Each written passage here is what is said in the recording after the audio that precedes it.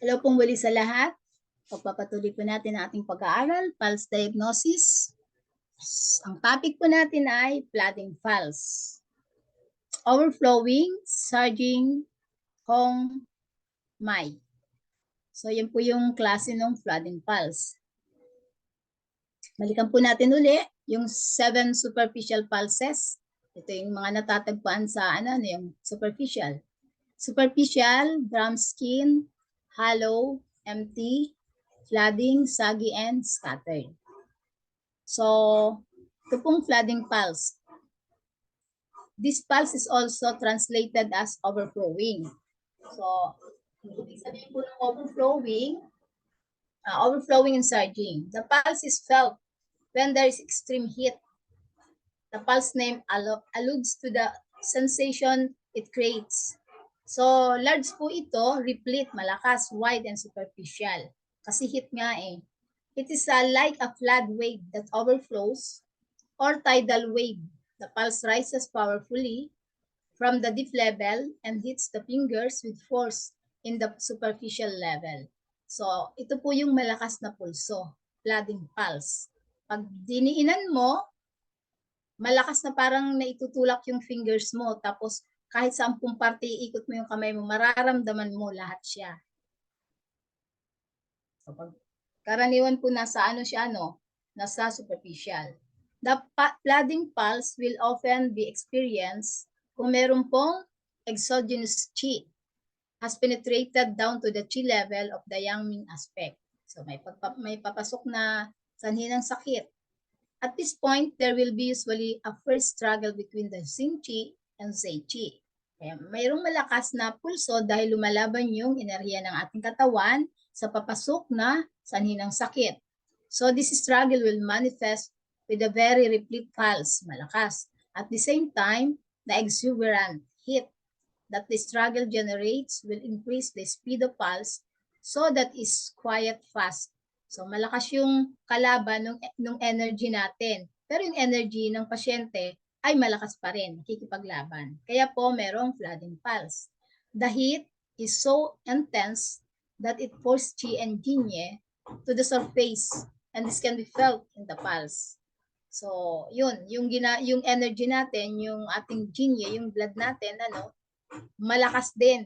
Kaya yun, lumalaban sila papunta dun sa ibabaw ng ating, kaya nararamdaman sa ibabaw ng pulso. The flooding pulse can start a deep or normal pulse in the qi position at increase po yung strength at saka width nito, rising upward so that when it reaches the cone position, it is superficial, wide, and replete. So, nararamdaman po ang flooding pulse sa ilalim, malakas siya. Sa middle, malakas din. Sa superficial, malakas din po siya. Sabi ni Masosya, ang overflowing pulse, minsan daw, felt in one position. So, sa case na to, this pulse position will feel very strong and full in the superficial aspect relative to the other pulse position. So, this is a sign that there is heat in the organ or the organ related to this pulse position. So, kung maramdaman niyo yung flooding pulse na to, halimbawa sa heart, yung heart mismo ay may heat. So, if the pulse is generally weak, but is relatively full, mahina, pero puno, and superficial in a single position, nagsasabi po ito ng yin deficiency heat. So, deficient po pag merong weakness. Pero pag full, yun ay excess condition. So, yin deficiency heat in this organ or organs. Pag merong weak. So, pattern po of imbalance, excess heat, or yin shu heat. Nakakaramdam po ng flooding pulse. So, yung description po nito, ang overflowing pulse ay feels large under the fingers. So, yon. Pag pinatong ang kamay mo, sa lahat ng, so yung gilid ng fingers mo mararamdaman mo. Yan, superficial siya and broad. So, its name implies it is often described as feeling like a river flooding. It's bank because the pulse goes beyond its natural boundary in all direction. So dahil nga malakas, kahit saan mo idala yung fingers mo, paikutin mo, nararamdaman mo po siya. Yun ang overflowing pulse.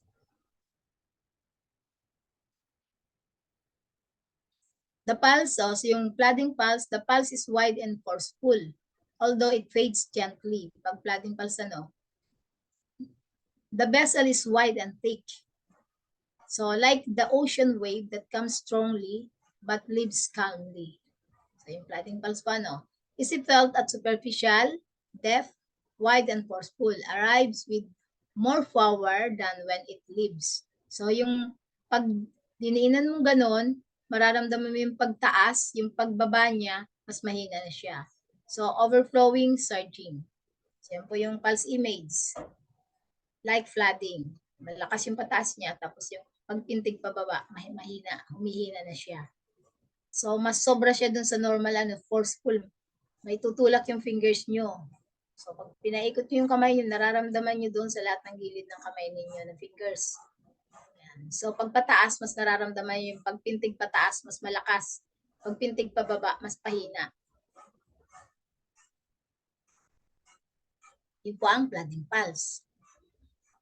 Yung clinical significance nito, the overflowing pulse, nagsasabi po ito ng heat. So, nearly always rapid as well. Siyempre, pag heat po, mabilis. Lampas siya sa normal. Although the overflowing pulse is full by definition, puno. To interpret its clinical significance, we need to distinguish an overflowing pulse with strength from one without strength. So, although, according to the theory, an overflowing pulse indicates heat by definition. There are situations which it may due to other causes, especially when it is found only in one position. So some of these are described below. Halimbawa daw po yung over quality ng heart. So yung pulse, maaaring magsasabi ito na may emotional problem. Pag overflowing yung pulse na inyong naramdaman, may emotional problem kung itatapat nyo sa kun. Yun. Overflowing naramdaman nyo. Therefore, when we feel an overflowing pulse, kailangan po nating i-check yung dila tsaka yung lower eyelids. Kung talagang totoong may init. Kasi kung makita niyong mapula yung dila at saka yung eyelids mapula din, so ibig sabihin po nun, may init. Parang siya, nagpapatunay na may init nga. Pang counter check natin yung dila at saka yung sa may eyelid. So, overflowing with strength. So, pag ganun po, nagsasabi ito ng full heat. Ay full heat sa katawan. Maaari pong apektuhan ito ang liver, heart, and lungs, or stomach. So, in this case, it is also rapid. Overflowing, pag full heat, syempre rapid po yun. In the course of an acute febrile disease, yung overflowing pulse po with strength ay nakikita na may heat ang stomach at the chi level. With heat in the stomach at the chi level. In this case, yung overflowing quality po ay nagsasabi na ang heat ay overflowing sa channels. Ibig sabihin, nasa mga channels at saka sa mga connecting channels. So, yun po yun sa mga channels and connecting channels ay naapektuhan na nung heat. So, if the pulse is very overflowing and rapid, it indicates that the heat is close to progressing to nutritive chi. So, pag sobra na pong bilis, overflowing na mabilis, ang inaapektuhan na po nito ay yung nutritive chi or yung blood level na. So, possible development of macules. So, thus, in the course of an acute febrile disease, ang overflowing quality ay often indicates that the condition is changing and progressing to the next level. Lumalala, ibig sabihin nun. The overflowing pulse quality is frequently felt in individual position only. So, pwede pong sa isang organ, halimbawa, pinakiramdaman yung kun. may overflowing sa right, ibig sabihin yung lungs. In such case, it usually indicates heat in that particular organ. Ay, yung kung mayroon siyang sa lung position niya ay may heat pag overflowing pulse ang naramdaman niya. However,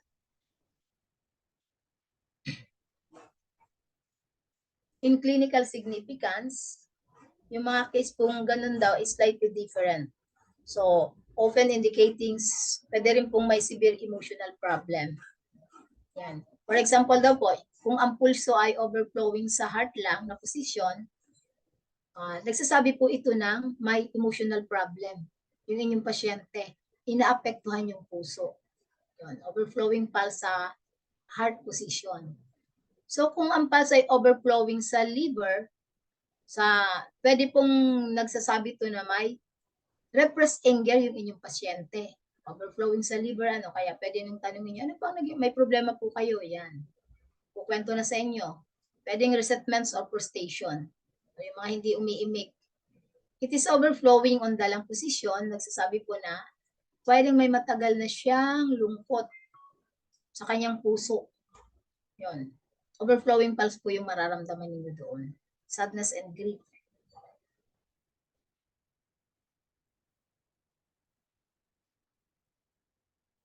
So, it is important to stress that when the pulse is overflowing sa isang position po, ay related po ito dun sa organ.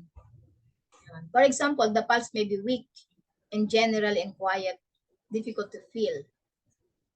Pero yung pulse sa heart ay superficial and larger. So, nagsasabi po ito na yung heart ay may overflowing.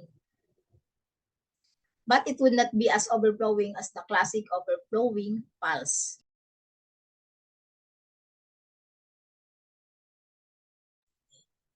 The overflowing pulse on individual position indicates either heat in that particular organ.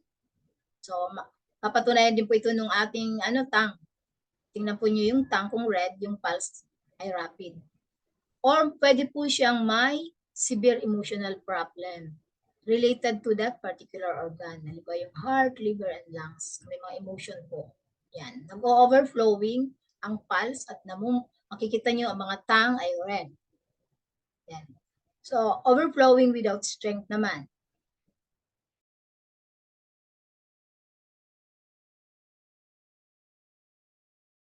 Pag overflowing without strength, overflowing pulse without strength feels large, superficial, and flooding, but it disappears when more pressure is applied. Malawak siya, pero pag diniinan mo, nawawala na. So, it's strength indicate yung deficiency. Yung lakas pa, lagi nating tandaan, pag nawawala na ng lakas, yin deficient po yun. Or empty heat, kasi kulang yung yin, kaya empty heat. And exhaustion of body fluids. So in this respect, its clinical significance is the same as that of floating empty pulse. Halos magkapareho sila, no? But it indicates more severe states of its more intense empty heat. Mas severe po yun. Pag overflowing. The pulse may also be overflowing without strength and floating. So nagsasabi po ito ng severe yin deficiency. Malawak, pero wala siyang lakas at nasa ibabaw lang. So ito po ay nagsasabi ng empty heat or chi rising to the top. According po kay Dr. Sen, overflowing pulse is frequently seen sa may mga hypertension po at saka diabetes. Ibig sabihin, pag pinressure mo po siya, mararamdaman mo sa mga gilid, pero weak. In the former condition, the pulse is overflowing and hollow, more in front and middle position. Whereas in the latter, more in the deeper and rare position. So yung common condition that present with that overflowing pulse, yung mga may mental illness po siya. Tapos yung may febrile disease, tsaka yung may mga severe emotional problem. Yung may sobrang mabigat na problema. So overflowing po yung pulse na nararamdaman dyan. So yung summary po, yung clinical significance ng overflowing pulse. Maaari po siyang may full heat. Full heat siya kung pag pinakiramdaman mo ay with strength. Pwede rin siyang may stomach heat. Pattern po yan ng chi level.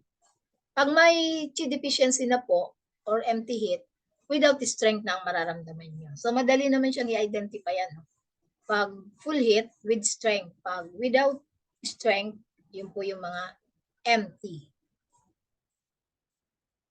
Overflowing without strength.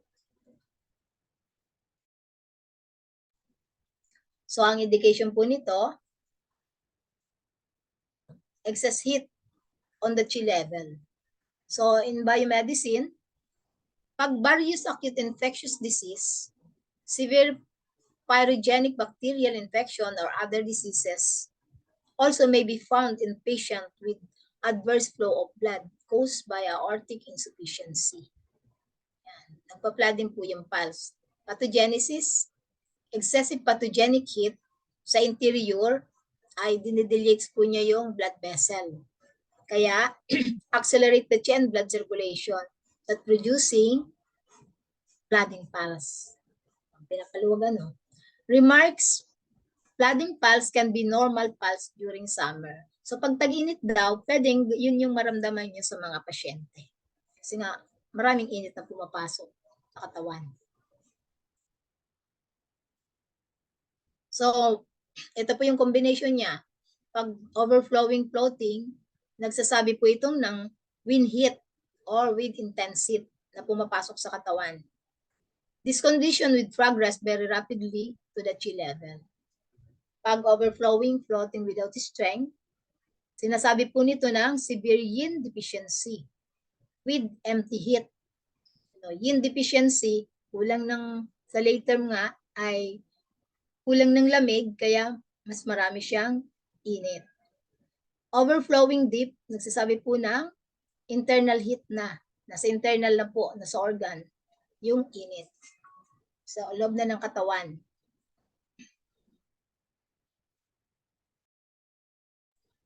Overflowing slippery naman. Tandaan po natin ulit, basta may slippery, phlegm, or damp.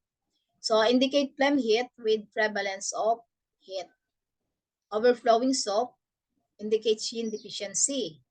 Nagsasabi din po ito ng exhaustion ng ating body fluids at lead yun sa empty heat. Overflowing tide indicates the chest pain, full obstruction syndrome, or blood in the stool with constipation. Yan. Pag overflowing hollow rapid with strength, mabilis at may lakas, so indicates imminent bleeding. Yan, may pagdurugo. Pag overflowing hollow weak, so indicates a previous hemorrhage. Kasi lumabas yung mga dugo eh. Kaya weak na siya. Yun na po ang mararamdaman natin sa pulso. So, ang differentiation or similar pulses, big pulse is very similar to the overflowing pulse, as so far as they are both superficial.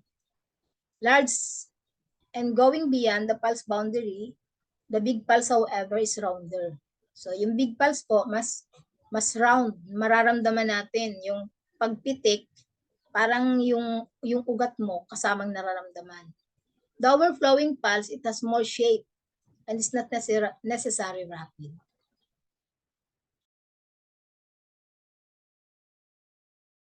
So pag large pulse naman, wide. Alam na natin kung paano natin kapain yung wide. Basta pinatong nyo yung kamay nyo, pinaikot nyo, niro-roll ninyo. Pag naramdaman doon sa mga dulo, yun yung wide. And thick. So ang key points niyan, wide, big. Yan po yung pulse image.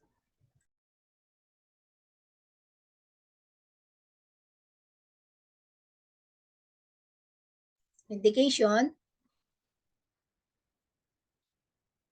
wide and forceful. Ibig sabihin ay excess heat. Wide and forceless, basta lagi tandaan natin, pag may forceless, may weak, deficiency po ito.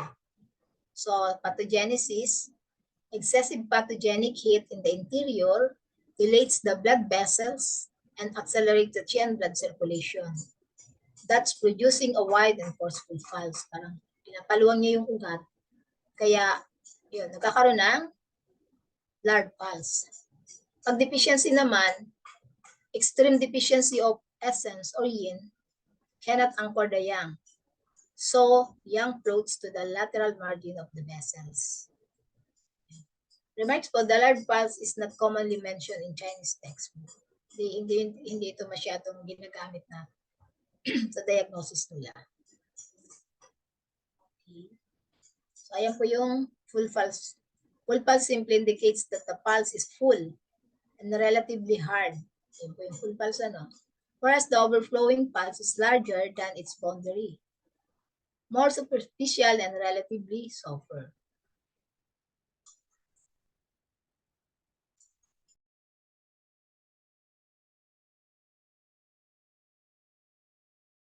Next is excessive pulse. Ang description po nito, the pulse can be felt sa 3 level po ng position. So, mula dun sa pagpatong nyo, superficial, middle, and depth, nararamdaman po yung excessive pulse. So, it is long, wide, and forceful, giving rise to a sense of fullness. Alis ka pareho din nung kanina. So, ang key points po dito, long, wide, and forceful. Other translation, full or replete. Yan po. Ramdam nyo lahat ng level. Pag dininin nyo, mas malakas nararamdaman, sa gitna nararamdaman, sa superficial nararamdaman din. At sobra-sobra dun sa sa kamay ninyo, dun sa fingers. Yan. Halos tinutulak po yung fingers nyo pag pinatong nyo ang excessive pulse.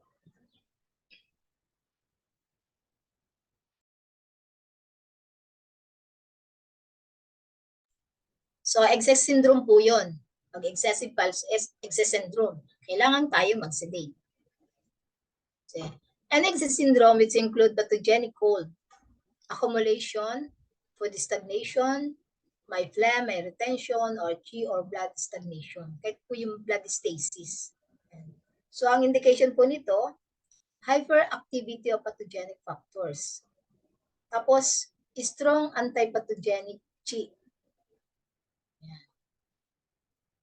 By medicine po, yung febrile disease, acute hemorrhagic shock, acute myocardial infarction, acute pericarditis, congestive heart failure, acute rheumatic fever, myocarditis, and hyperthyroidism. Yan po yung may mga excessive symptoms. Ang pathogenesis po nito, the conflict between the hyperactive pathogenic factor and strong antipathogenic chi result in accumulation of chi and blood filling the vessel. Then the excess type pulse will be consequently occur. Parang ganun din po sa in-explain na natin na pag malakas pa yung chi ng pasyente, yun, nagkakaroon siya ng malakas na pulso. Kasi lumalaban siya. Remarks, the excess pulse can also be felt in the normal person. When the pulse is strong and calm, it indicates that the person has sufficient antipathogenic chi and Shang organs function. So, healthy, po siya? Healthy pulse. Pag dun sa mga, sa mga normal person, pwede mo po itong maramdaman, felt in a normal person.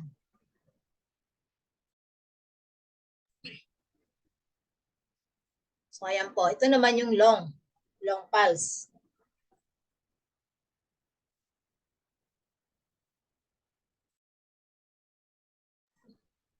The long pulse extend beyond the pulse position.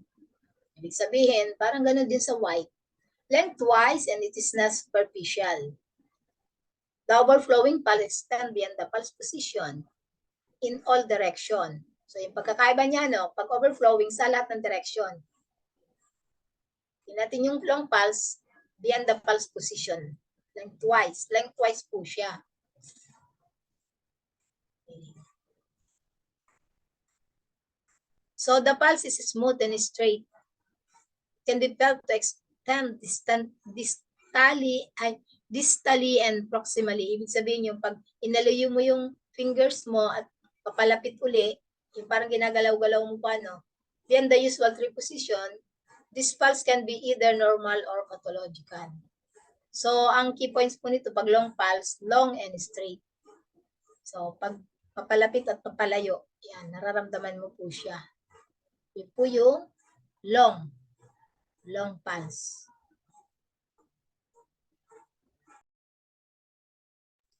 So, indication po niyan, excess condition po yan, excess syndrome. Kaya mag-sedate tayo. Pag merong liver yang rising, yan, long pulse po yung kanyang pulse. Ganon din kung may excess interior heat. Yung mga nasa loob ng init ng katawan, long pulse na po yan. So, ang pathogenesis po niyan, internal excess heat can increase the movement of qi and blood. Yan. Which causes the fullness of the blood vessel. The pulse will extend beyond the usual pulse location along the radial arteries, thus forming the long pulse. Remarks po, ang long pulse when moderate in strength can also be sign of health in the normal position, a normal person. So, ano po siya, healthy pulse, ang long pulse. So, kung moderate lang yung lakas. Pero kung masyado ng malakas, excess condition na po yun.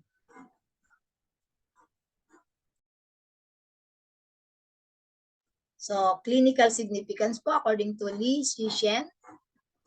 So, pag left, ang ating left ay andyan ang heart. Kaya, maaari po siyang may heart fire blazing upward. Then, right front, feeling of heaviness in the chest. Sa middle naman, ito po yung andyan yung organ ng liver, no? Kaya nagkakaroon siya ng liver yang rising. At pwede rin may stomach and spleen qi deficiency po siya. Pag sa rear position, syempre involve yung kidney. So, mayroon po siyang exhaustion of kidney essence, deficiency of yin with blazing fire. So, excess condition po yun, mga blazing. Thank you po for your attention.